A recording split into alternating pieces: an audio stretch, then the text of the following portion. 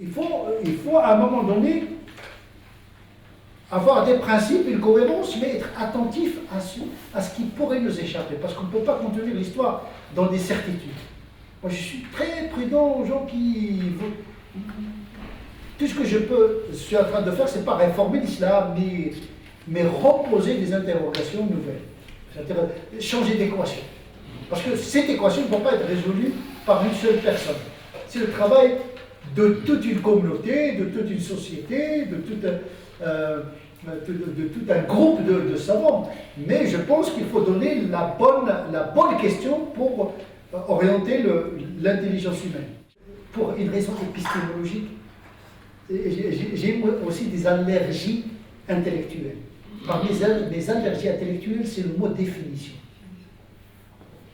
Quand vous définissez quelque chose, vous étouffez l'idée. Là, je parle en termes d'épistémologie. Le mot définition, dès qu'on définit, on arrête de penser. Karl Popper, il appelle ça l'essentialisme.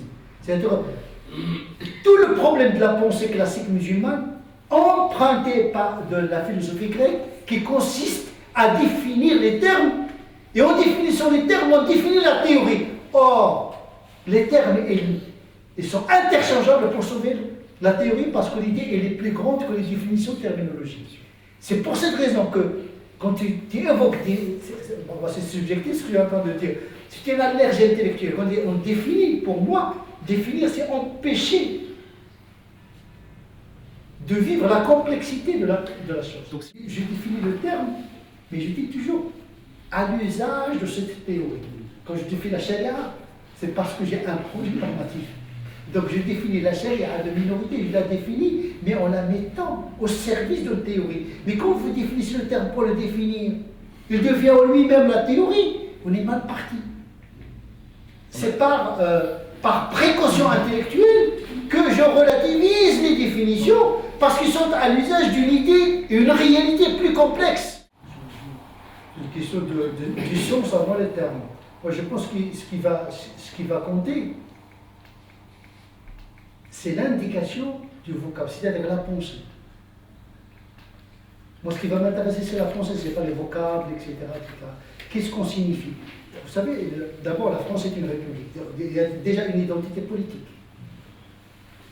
Oui, l'identité, elle est comme ça, il y a une histoire. Il y a les Lumières, il y a le christianisme, il y a l'apport arabo-musulman, il y a les Bretons, il y a les Basques, voilà. On parle de quelle France? Est-ce que c'est la République? Comme disait De Gaulle, la France est catholique et la République est laïque. Voilà, déjà, la complexité. Est-ce qu'on peut abolir la République? Et il y a aujourd'hui des gens qui pensent que la République ne fonctionne plus. Il faut changer la République. On n'a pas besoin de République. On a besoin de la royauté.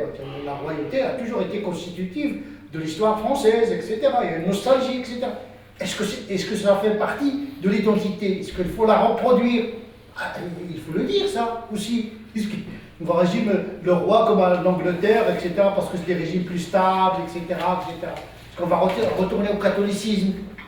Ça aussi, ça se pose. Parce que si on dit que le catholicisme est constitutif de l'identité, de quel catholicisme? D'avant Vatican II? Parce que même l'identité catholique a changé. Voilà. Donc, c'est ça la complexité. Nous sommes en train de parler de quelque chose peut-être la plus complexe. Qu'est-ce que c'est que l'homme? Qu'est-ce que c'est que l'identité? Qu'est-ce que c'est que, etc. Moi, je suis plus dans la notion du projet. Projet qui transcende l'ethnicité, les religions, etc. Est-ce qu'il y a possibilité de faire société, de faire pays, de faire identité commune qui intègre les sous-identités? Moi, j'ai pas de tabou là-dessus. Les minorités, vous voulez dire? Oui, les minorités. Bon, qu'est-ce que c'est que majorité? Les agnostiques sont majoritaires. Oui, les agnostiques, les athées sont majoritaires dans ce pays. La majorité est silencieuse, en vérité. Et le peuple, ils ne parlent pas, c'est pas parce qu'ils ne parlent pas qu'ils ne sont pas là. Aujourd'hui, les minorités catholiques sont agissantes et une certaine catholicité, de gauche, de droite. On va entrer dans les identités, des identités, jusqu'à l'infini. Parce que quand vous dites l'identité musulmane, Quand on parle aujourd'hui des musulmans, moi je ne me reconnais pas dans la définition d'identité musulmane chez beaucoup de musulmans.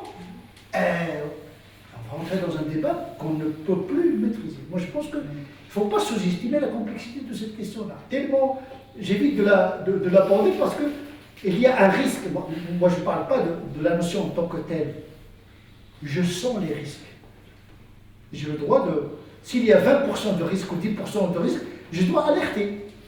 Les musulmans et la société également. Attention, ce discours-là, il peut cacher des risques. Donc je suis plus dans la théologie de prévention qu'autre chose. Et bien sûr, moi-même, je travaille sur la théologie de la culturation, ce n'est pas rien.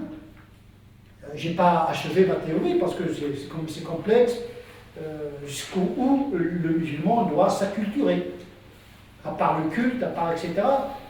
Voilà, le relationnel, les habits, la façon de manger, etc.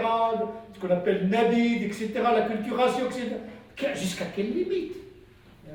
L'ahm halal, etc. L'identité musulmane à la halalisation, moi ça me gêne beaucoup, tout ça. Je suis conscient de ça.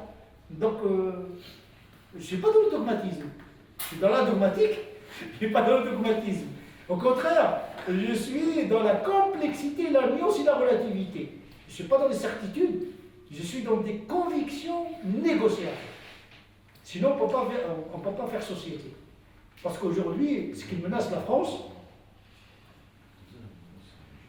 c'est qu'il a un régime politique très violent. La République française, c'est l'utopie la plus violente dans le sens où c'est une utopie qui n'a pas tenu ses promesses. Et donc elle crée la violence, l'égalité, le social, etc. Il y a l'attente, il y a déception. Les Anglais ne promettent pas d'égalité, ils promettent la liberté. Tu travailles, tu manges, tu ne travailles pas, tu crèves. Donc les gens psychologiquement sont adaptés à ça. Mais quand tu es dans une république qui dit ah, écoutez, les citoyens, égalité sociale, etc., et tu ne le vois pas dans le réel, psychologiquement c'est un peu violent. Parce qu'on est dans l'état-providence. Là, on est dans le régime politique. Est-ce que la République, ou bien la philosophie politique de France aujourd'hui, est adaptée au contexte? C'est pourquoi il faut changer de République, etc., 6e République, etc., de régime politique. Je lance des réflexions purement intellectuelles. Parce que je pense que cette utopie de la République doit être renégociée à la lumière de la complexité du monde. C'est pourquoi il y a vraiment une violence au niveau économique, entre le salarié, entre le patronat, et toujours ce rapport conflictuel. Nous sommes dans un pays de révolution, en même temps dans un pays paradoxal, révolutionnaire et conservateur en même temps. C'est ça le paradoxe de la France. Il y avait les deux France, catholiques et laïques, mais il y a deux France, des révolutionnaires et des conservateurs, et il y a aujourd'hui la France des catholiques contre une France islamique. Donc il y a des clivages nouvelles qu'il faudrait prendre en considération. Donc on a besoin d'une éthique de compromis avec intelligence pour vivre ensemble tout simplement. Il faut trouver les bonnes vocables. On peut se tromper d'usage du vocable, mais c'est l'idée qui doit nous importer au-delà des mots, etc. Il faut éviter le pire. J'ai toujours dit que la France a un régime politique soviétique qui aurait réussi. C'est trop centralisé. Il y a le communisme qui s'est effondré, mais le modèle politique qui souffre le plus dans le monde, c'est le modèle français. Parce qu'il est jacobin. Oui, voilà, jacobin, utopique, le citoyen, pas de communauté, pas etc. Aujourd'hui, le social, l'État, il prend en charge le citoyen, mais le citoyen aujourd'hui, il est livré à la mondialisation. Et donc il n'est pas protégé par l'État, donc il y a le communautarisme, et il ne sera pas sur sa communauté, comme un levier d'intégration et de survie. Donc il y a le retour du tribalisme en France. Donc c'est lié, c'est une complexité liée. De toute façon, celui qui va parler aujourd'hui de la religion musulmane, en tout cas, il doit prendre en considération tous ces aspects.